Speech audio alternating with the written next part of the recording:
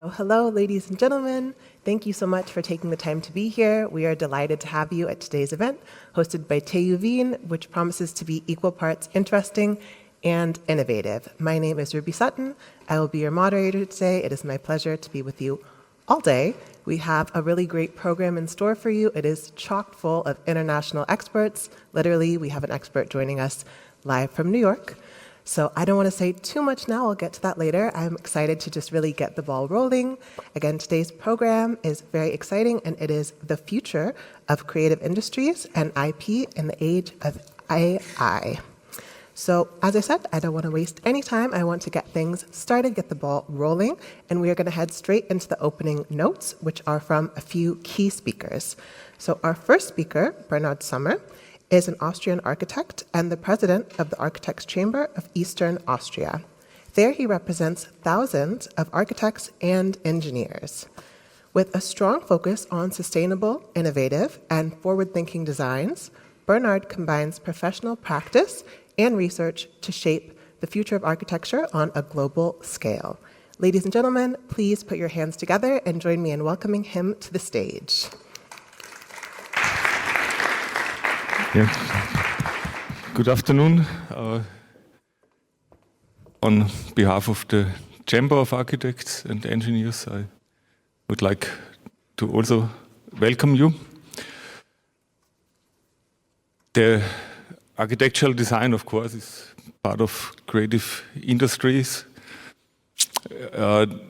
And also in engineering, we need a lot of creative solutions, and in the daily practice, at least large language models start to play a role. If you would have done, or you did do this symposium 1 year ago, I guess. So it was very advanced back then. Now, even in my little chamber, they use LLMs for the protocol, for the minutes. We need it very often for research. We use it at the university to complete our scripts. That's how it goes if things are useful, I guess. In Europe, however, our biggest contribution yet is the regulation, or at least the biggest you read about. I hope it's not only this. And the more I think is important to have a symposium like this. And we also need to be prepared, and here is something where we are good at in Europe, to be prepared with another aspect of regulation of the intellectual property protection, which actually traces back into the 1920s, 30s, starting with an architect defending his designs. And only 20 years ago, we had a court ruling that also architects have the right to get their name published if a building is published.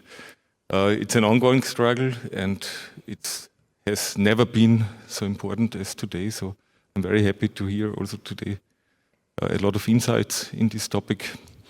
And I wish you a very interesting, great, and also inspiring symposium today. Thank you.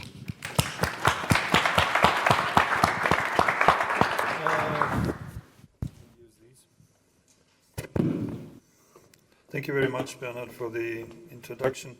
Welcome to the symposium called Creative Industries and Intellectual Property in the Age of Artificial Intelligence. Also on behalf of Vienna University of Technology, the host of this symposium. Special thanks to my team at the chair for real estate. We could speak in German, but many of the speakers only speak. Yeah, but we are forced to offer lectures and events in English. I'm sorry for that. So okay. I'm sorry, but this event is designed in English. We are taping the symposium, so KI can easily translate it later on into German. So we are pleased to provide the symposium for you with at least with subtitles in German if you want. Yeah, this is our offer to you. Again, many thanks to the staff at my chair for real estate development and project management, especially to Maria Karolova, who initiated this symposium. And if the architects among you at the end of this symposium stop publishing images without any protection in the internet, we have achieved the goal of this symposium. And if you leave at least with a sketch of a general outline for your strategy personally and in your organization for the use of artificial intelligence, this event is a success. I think the main topic of the afternoon, Friday afternoon, is how to deal with technology. This is the main issue of this symposium, and with your kind permission, I will make a short discourse on how I dealt with technology during the last 30 years, because I'm much older than most of you are. I returned to the university, back to the university, even so I was a quite successful architect, mainly working on competitions. 1995. Do we have the slides? Can you switch to my slides or not? So what I found there 30 years ago was one personal computer for 5 university assistants and 2 university professors, offline. At a German, I don't know the name, but at a German technical university, governmental university. Yeah? So this was the situation 30 years ago. And for the younger people between us, internet already existed. 95, yeah. So 93 there was a WC Congress in Darmstadt. And 3 years later, we founded the first IT research and development company. Another 3 years later, I was invited to set up a chair for computer science in real estate in Switzerland. Yeah? And we developed simulations for the optimization of the use of buildings, especially educational buildings. And we were using them 3 years ago when we developed the largest school that the city of Vienna will ever build, Zentrales Berufsschulgebäude, so a central building for vocational training. Here in Vienna it will be built in Seestadt Aspern and finished 2028. Yeah. So this is how I dealt with these challenges that already existed many years ago. And meanwhile, I'm beside my job at the university, rector of Munich University of Digital Technologies and Applied Sciences, and we are creating courses, bachelor and master programs in data science, artificial intelligence, and Industry 4.0. And Telecom and NVIDIA invest 1 billion euros in an AI data center specialized on digital twins in Munich. The situation 26 is even more critical than 95. University professors, business leaders, and those involved in the construction and planning processes, if they believe they can just simply continue as before and still enjoy prosperity, are mistaken. However, technology always has multiple sides. The internet connects people. Social media at the same time divide society. AI assists in scientific research, and we live in the age of lies and propaganda. And AI is a fantastic and patient teacher.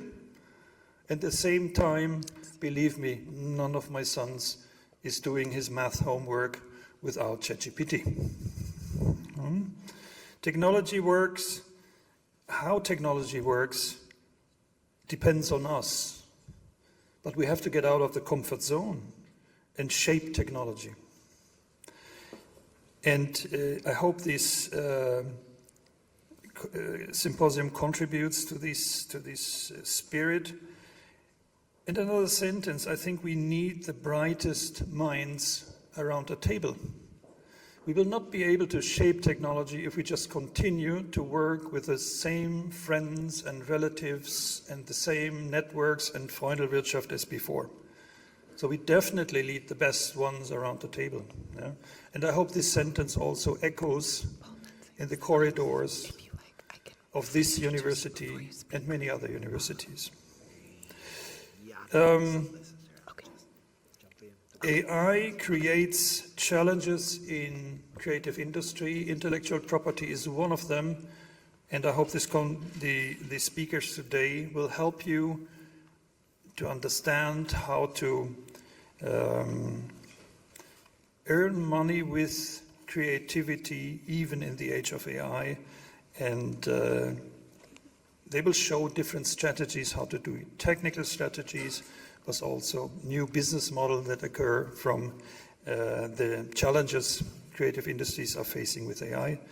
And I finally, at the end of the introduction, hand over to Paul Lensing, who is representing one of the sponsors of this event, Institute of Property Research, existing since 10 years in Vienna, and also a sponsor of the research we do at our chair and a sponsor for University of Technology in general. Welcome, Paul.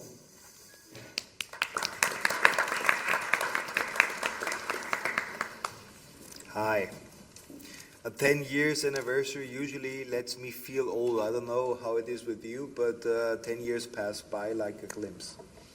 I can remember, it was a cold February, I think, if I'm not mistaken, and he called me and asked me, do we want to have a change? And I said, well, what kind of change do you think of? And he said, well, let's set up an institute which really focus on the daily requirements of real estate investors. I've been working those days at Seabury Global Investors as well. This is perfect because we have challenges. We have, thank you very much for your assistance. We have, I lost the red ribbon. We have requirements which usually are not tackleable in daily business. So the Institute was the perfect opportunity for us. And today I'm also representing one of the founding members, which unfortunately is not with us anymore. However, let's talk about the last 10 years and what lies ahead of us. 10 years. Who remember what happened in the course of the last 10 years? Everybody most likely will think about COVID, right? But there was far more. We had also, of course, a lot of interactions with regards to war, which we all thought 10 years ago, this doesn't exist anymore, right? I can remember I was working as an ESG manager those days. Everybody knows what ESG means, yeah? I was one of the first in Europe. And those days we were really keen on divesting into weapons and all those ugly industries. 10 years later, this is all gone. Times have changed so strongly, it's amazing. And in this time, the Institute also had a very great progress. So he just shared with me last year turnover 750K. That's not bad for something that we started from scratch. However, I would like to share two anecdotes which I think fit quite well into a short opening speech. The first one was a year ago. I was at a private dinner party. I was queuing up at the buffet with my plate, looking at the great buffet back there. And in front of myself, there was a nice gentleman standing who I knew. We always had a nice, dinner party conversation. And I said, well, Jens, you are managing director of BlackRock, right? I said, yeah. I said, yeah, you have been working together with Friedrich Merz. He he said, yes. And I said, how was he as a colleague? He said, yeah, he was a nice guy, good colleague, and all those things. So it was interesting to hear from somebody who was working in the past with the new chancellor. Okay. And I have two questions. First question, is Friedrich a good leader? And he said, yeah, we come to that later. Pass me on the second question. And I said, okay, what is ESG for you? What does this mean for you? And he said, oh, that's so simple, Paul. It's energy. E stands for energy. He said, what? Now, this is not the typical definition. And then he said, yeah, because we need energy in the US for AI. I said, what do you mean? Yeah, we need it. We don't care about coal, we don't care about nuclear power, we just need energy. We will go everywhere to get our energy for AI. And I said, are you sure? Yeah, the Americans are this way. Okay, good. Well, a year later, he was right. Yeah, now I understand. Then we had a nice discussion about the children and schools and so on and so on. However, this actually pinpointed my interest on the larger discussion we have about AI and the times we are living in. So from a sociological perspective, we live at the moment at the late modernity. So in German, far more nice name, Spätmoderne. So our society is changing very, very rapidly. And in the late modernity, people tend to be very overwhelmed because there are so many aspects you have to consider. And AI, from my understanding, is a perfect tool that helps us to manage our daily lives. So AI is a co-pilot, it's not the solution to everything. This is what I heard last time when I was at this conference, where it was mentioned that AI is the perfect co-pilot. That's completely correct. And I believe that the multiple crisis situation we have might be also completely different without AI. I would like to close now my little opening speech with a second personal experience. It was last Christmas. You all have Christmas together, most likely, with your families. People come together and you talk with relatives you usually don't talk or call or whatever. You just, you see them. And it was comparable with the situation I had with the BlackRock guy. It was with a far relative of mine. His name is Paul, and he's a psychologist. And we had a discussion how he, as a psychologist, sees AI. And he said, so how do you see it? He said, yeah, it's a very personal experience. So all this discussion about how is AI touching us, it's changing. And he said, have you ever thought about the Madonna whore complex of Sigmund Freud? And I said, no, why? I said, yeah, but you have to consider. Usually we start our journey as men especially, or as humans, we are very strongly connected to our mothers. They are holy, right? And then, over the turn of maturity, we change our perspective. And the mother stays, of course, holy. It's the Madonna. This is not changing. Freud describes this very, very precisely. And he said, and asked me, Paul, you use AI now on a daily basis. Is it still for you a Madonna, or is it already a whore?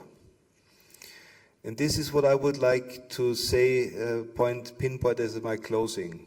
Consider always this comparison from a psychological perspective when you use it. How far do you trust it, and how, I would say, how do you challenge it? And I personally rethink of myself every day, is it whore or is it Madonna? Thank you very much.